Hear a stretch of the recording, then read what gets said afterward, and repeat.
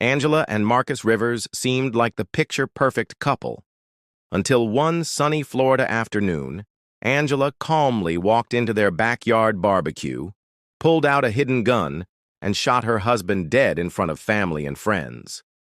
What pushed this devoted mother to murder? The chilling truth would reveal years of torment, a secret escape plan gone wrong, and a final act of survival that shocked an entire community. Angela Rivers had built a life that looked perfect from the outside. Her home in Clearwater, Florida, sat on a quiet street lined with palm trees and trimmed lawns. She was the kind of woman who waved at her neighbors, packed school lunches with handwritten notes, and hosted pool parties in the summer. To the casual observer, she was everything a suburban mom should be: organized, cheerful, and deeply involved in her family's life. Her husband, Marcus Rivers, was a well-known figure in the community, the owner of a chain of fitness centers that had grown quickly in popularity. Together, they looked like the American dream, but that dream was slowly unraveling behind closed doors. For years, Angela had kept her struggles hidden. She had mastered the art of covering bruises with long sleeves and light makeup. Her smiles were carefully measured, her conversations brief. She became skilled at saying everything was fine without actually using those words. The neighbors never pushed, and her relatives accepted the silence as peace. Only her eyes, tired and watchful, hinted at the exhaustion of holding her world together. Marcus, once charming and attentive, had grown cold and explosive. His temper flared over small things: under-seasoned food, a misplaced phone charger, or the wrong tone in her voice. At first, Angela thought it would pass. Then she hoped he'd change. Eventually, she stopped hoping altogether. Despite this, Angela remained a mother first. Her life revolved around keeping the children safe, getting them to school, helping with homework, and managing a house that felt less like a home and more like a minefield. Everything had to be just right to avoid triggering Marcus. She stayed up late, scrubbing floors and waking early to make breakfast, always working to stay ahead of his moods. The fear became a quiet, constant presence in her life, like background noise she couldn't turn off. Her body went through the motions of life, but her mind was always alert, always calculating risk. Marcus, on the other hand, thrived on control. He managed the family finances down to the last dollar. Angela had no access to the bank account and no say in major decisions. He monitored her phone, dictated who she could see, and discouraged her from working. To the world, he was a successful businessman and devoted father. At home, he was a looming figure whose voice could make the kids fall silent instantly. Over time, Angela's isolation deepened. Her social life faded. The only stability she clung to was routine, and even that felt like walking a tightrope. Still, she never asked for help. Perhaps it was pride, perhaps fear, or perhaps she believed no one would believe her. After all, Marcus never hit her in public. He never screamed where others could hear. Everything was done quietly, methodically, behind closed doors. Angela told herself she could survive it. For the kids, for the sake of the family, for the illusion of normalcy. But illusions only hold for so long, and deep down, something inside her was beginning to crack. The day of the barbecue began like any other sunny Florida afternoon. Angela had spent the morning preparing, marinating chicken, arranging fruit trays, and icing down soda cans in a cooler. Her hands moved swiftly, but her mind was far away. She kept glancing at the clock, silently counting down the hours until guests would arrive. Marcus had been in a good mood the night before, which was always a double-edged sword. When he was cheerful, it usually meant he had something to show off or control.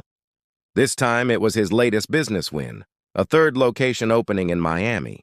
He wanted a celebration, and Angela was expected to make it perfect. Friends, family, and neighbors began arriving around 2 in the afternoon. Children ran through the sprinkler on the lawn while music played from a portable speaker. The grill sizzled as Marcus flipped burgers with exaggerated flair, basking in the attention. He held court in the backyard, laughing loudly and recounting his success story to anyone who'd listen. Angela floated from group to group, offering drinks, cleaning up crumbs, adjusting chairs, anything to keep her mind occupied and her hands busy. No one noticed that she hadn't eaten. No one saw the way her shoulders tightened whenever Marcus looked her way. As the afternoon wore on, the heat pressed down, and so did the weight inside Angela's chest. Marcus was drinking more than usual, tossing back beer after beer. His voice grew louder, his jokes crueler. At one point, he mocked Angela in front of a group of his friends, calling her the help and brushing off her effort with a wave. Laughter followed, but Angela's face didn't change. She just turned away and walked back into the house. Inside, the air conditioning felt like a different world. The noise outside was muffled by the walls. She stood in the kitchen, staring out the window, watching the children play. For a moment, it was almost peaceful. Then she saw Marcus push one of the kids aside to grab a football, ignoring the child's small cry of protest. Something flickered in Angela's eyes. She walked down the hall to the bedroom and opened the closet. Hidden behind a box of winter clothes was the small black pistol Marcus kept for emergencies. He had shown it to her once, years ago, warning her never to touch it. She remembered how his voice had sounded then, low, steady, threatening. She hadn't forgotten. Angela stood there for several minutes, staring at the weapon. Her heart wasn't racing, her hands weren't shaking. There was only a strange calm, like stepping into water and letting it close over her head. She took the gun, tucked it under her apron, and walked back to the kitchen. She placed the potato salad on a tray and carried it outside. The laughter was still going. The party hadn't noticed her absence. Marcus stood by the grill, gesturing dramatically. Angela's eyes followed him, but her face gave nothing away. Her movements were smooth, deliberate.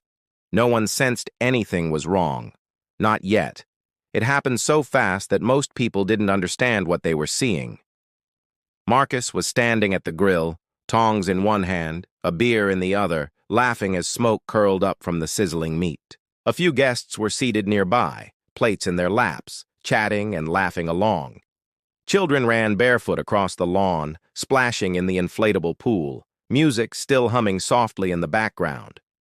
Angela stepped onto the patio, walking slowly, almost like she was in a trance. She had the pistol tucked inside a dish towel, cradled in a way that didn't draw attention.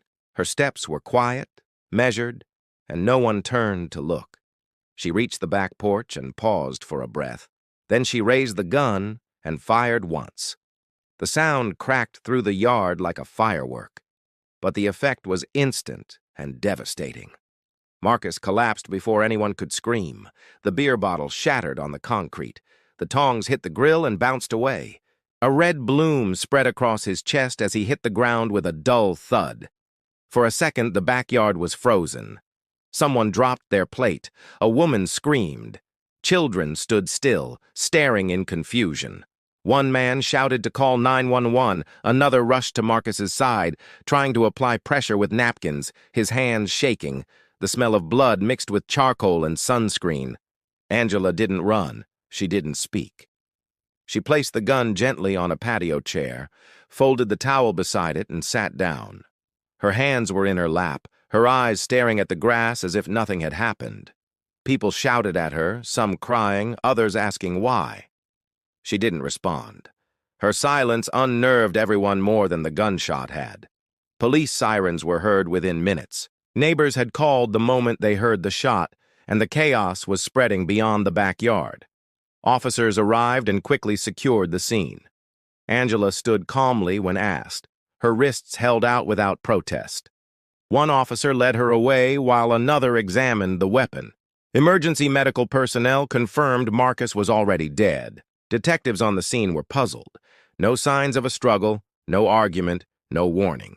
Just a single bullet, clean and direct. It looked premeditated, but nothing else about it made sense. Who kills their husband during a family barbecue in front of 24 witnesses without even an attempt to escape? Angela said nothing during transport. At the station, she answered questions only when asked directly. She didn't ask about bail, didn't ask for a lawyer right away. She looked like someone who had waited for something terrible to happen and had finally made it real. There was no hysteria, no remorse, no fear. Back at the house, guests slowly left, some taking children by the hand, others unable to speak. Blood stained the concrete near the grill, the pool water rippling as the wind picked up. A family celebration had turned into a crime scene in seconds, and no one could understand why. As the investigation unfolded, the perfect image of Angela and Marcus Rivers began to disintegrate. What appeared on the surface to be an inexplicable act of violence soon revealed layers of hidden trauma, control, and fear. The detectives assigned to the case discovered a quiet storm that had been building for years inside the Rivers household, unnoticed by the outside world. Search warrants allowed police to comb through the couple's home, and what they found contradicted the idyllic family portrait that neighbors had come to believe. In a locked drawer in Angela's nightstand, officers discovered a stack of journals meticulously filled with daily entries. The writing painted a vivid and harrowing picture of life with Marcus. There were entries about his sudden rage, about holes punched in walls, about nights Angela had slept in the children's room just to feel safe. There were even entries that included specific dates when bruises appeared and how she covered them before leaving the house. Though she never went to the police, Angela had kept detailed records, perhaps for herself, perhaps as proof in case she never had the chance to explain. In a folder buried in the cloud storage linked to her phone, investigators found photographs, bruises, scratches, a split lip from 2 months prior. There were voice recordings where Marcus's tone was threatening and cold, even though the words themselves didn't contain direct threats. One audio clip captured Marcus saying that if Angela ever tried to leave, she'd regret it in ways she couldn't imagine. The digital evidence painted a picture of a woman cornered for too long. Family and friends were questioned, and slowly, the truth began to emerge. Angela's cousin revealed that she had once spoken about wanting to disappear. A teacher at the children's school remembered Angela mentioning that Marcus didn't like her talking to other parents. A neighbor recalled hearing shouting late at night, but always assumed it was just a marital spat. All the pieces had been there, scattered and unnoticed. Only now, after a bullet had been fired, were they being connected. One of the most shocking developments came when a financial forensic specialist uncovered a hidden bank account Marcus had been funneling money into for the last 8 months. He had removed Angela from their joint accounts and even changed the beneficiaries on his life insurance policy, excluding her entirely. Investigators believed Marcus was preparing to leave Angela for another woman, someone he had met during a conference in Miami, and was setting the stage for a clean exit, one where Angela would be left with nothing. What appeared to be a senseless crime was starting to look like the desperate reaction of someone pushed to the edge. Angela hadn't snapped out of nowhere. She had slowly unraveled over years of silent suffering. Her act had been terrifying, tragic, and deeply calculated, not in a malicious way, but as a final, irreversible step out of a life she could no longer survive. And yet, even as the evidence stacked up in her favor, public opinion was split. Some called her a murderer, others called her a survivor. The trial of Angela Rivers began 6 months after the shooting, drawing intense media attention from across the country. Courtrooms were packed with reporters, and the case quickly became a lightning rod for debates about domestic abuse, mental health, and justice. Angela appeared in court each day dressed plainly, her expression composed but distant.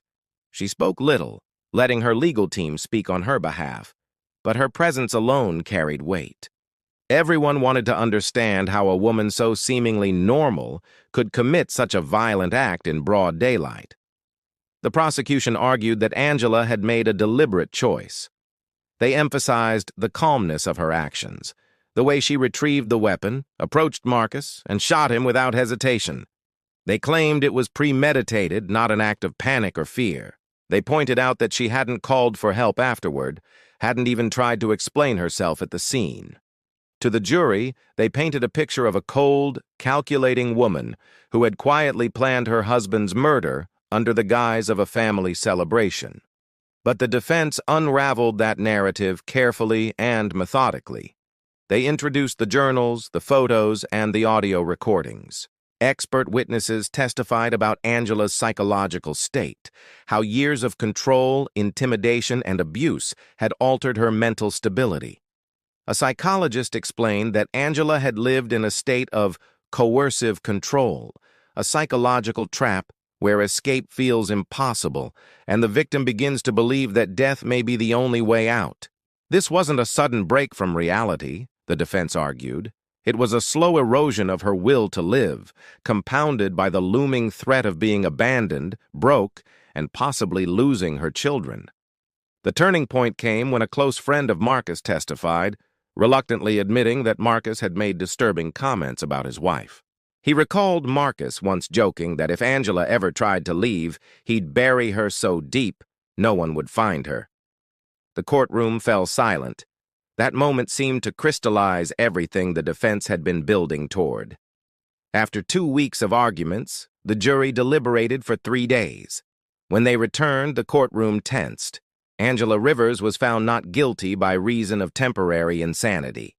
The judge ordered her to complete an extended period of psychiatric evaluation and treatment in a secure mental health facility rather than serve prison time.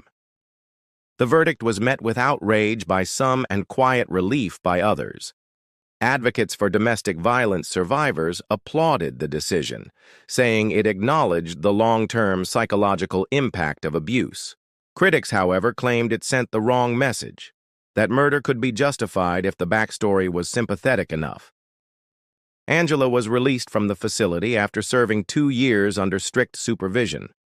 She moved out of state under a new identity. Her children were placed in the care of her sister, with visitation rights approved by the court. Angela's former home sat empty for months before being quietly sold. Though the headlines faded, the story of Angela Rivers remained etched into public memory, a chilling reminder that behind the most perfect facades can live silent horror, and that even the quietest desperation can end in violence.